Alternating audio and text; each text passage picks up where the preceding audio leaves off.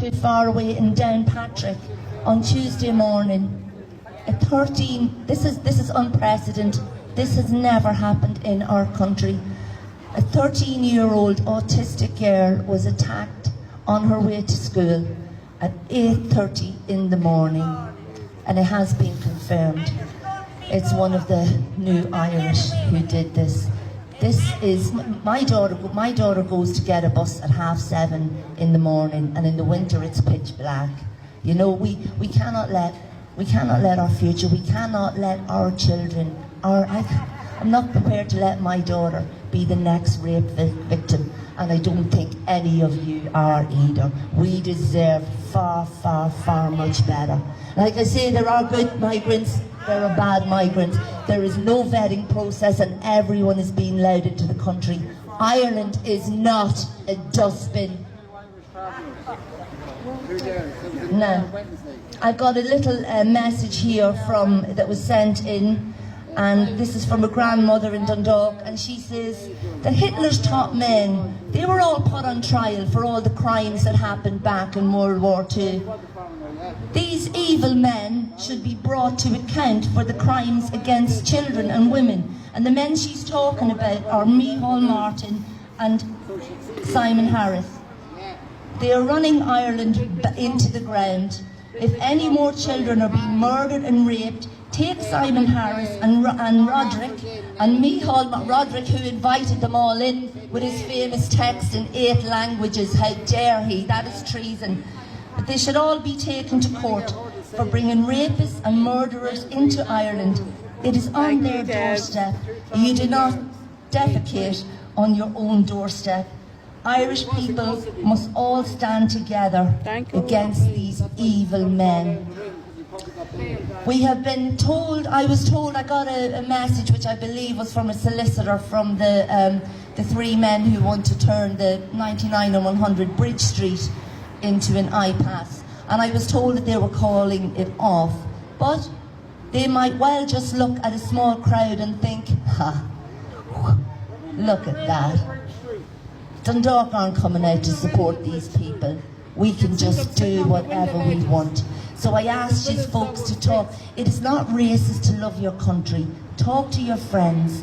You know, we are a welcoming country, and we are losing our famous Céad Míle Fáilte.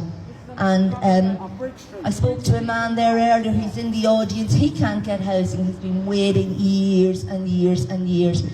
And he just feels that he's becoming bitter and twisted inside against everything. And this is how you create racism in a country. You bring in untold people in without consulting the people before, because we were never consulted. They're signing us up for all sorts that we never agreed into. They signed up to this latest European migration pact when there was absolutely no need for them to sign up for that at all. Denmark refused it, and our government should, because they're endangering the safety of everyone, you, me, and the decent, hard-working migrants who have come in and are adding to this country. The people who aren't here to take over, the people who aren't here to change our way of life. My own child is half Indian. You know, but people will call me racist. It's just ridiculous. The last thing that I am, but is self-preservation and a love of our country. And believe me, nationalism is a beautiful thing. A love of your country, it is the most beautiful thing in the world. It really is. It's a pride, it's a strength, it's just everything, okay? And I love this country, and that's only why I'm standing here. I am just a mother. I've just got a sense of justice that I cannot see our country sold away. It has been sold away. Now, I read a poem yesterday down in Drogheda, and that poem was written over 100 years ago by Padraig Pearse, Misha Era. And in the second part of it, it says, Mór Maner, Maclan Féin a Yiel a Máhar. And that translates as, great my shame, my own children who sold their mother. Padraig Pearse wrote that over 100 years ago. In Luke Kelly's poem, I also recited that in Drogheda. We were feeling a bit poetic yesterday.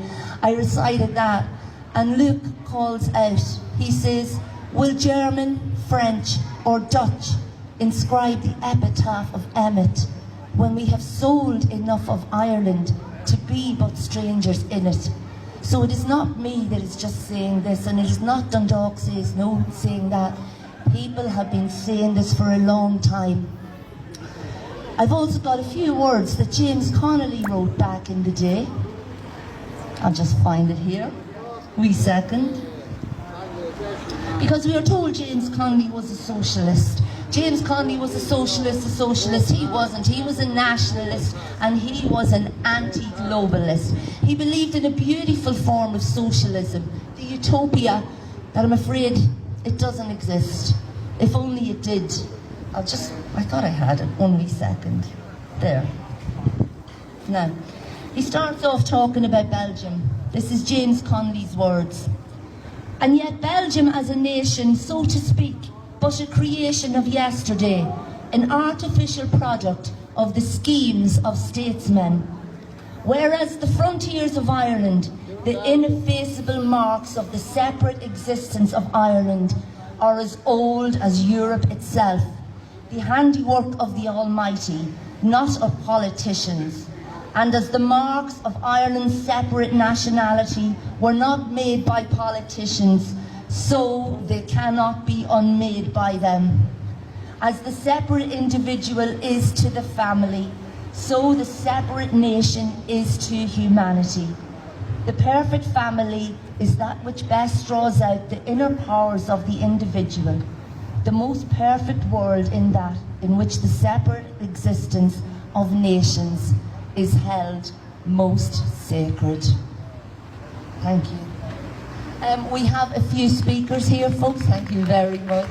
Alan.